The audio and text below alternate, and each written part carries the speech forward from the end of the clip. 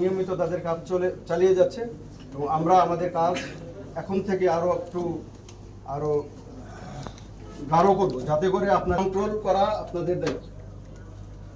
কোনো কারণে কোনো মিসক্রিয়েন্টস সন্ত্রাসী কার্যক্রম যদি হয় তাদেরকে আমরা ইনশাআল্লাহ পাকড়াও করব এবং সেক্ষেত্রে আপনাদের কাছে আমাদের রিকোয়েস্ট থাকবে একটাই, আপনারা কারো সাইড দেবেন না। কারণ আমি দৃঢ়ভাবে বিশ্বাস করি সন্ত্রাসী কোনো দলের না, যারা নির্বাচনকে বানচাল করতে চাবে তারাও কোনো দলের না, যারা মার্সেনারি হিসাবে ব্যবহৃত হবে তারাও কোনো দলের না।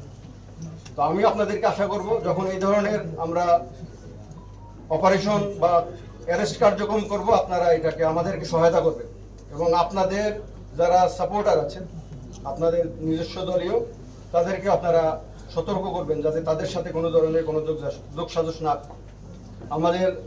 আমার পক্ষ থেকে আমি আপনাদের কাছে এইটুকু, আমি শুধু এইটুকু বলে শেষ করতে চাই যে আমি আবার বলেছি, প্রথমেই বলেছি, আপনারা অত্যন্ত সম্মানিত ব্যক্তি।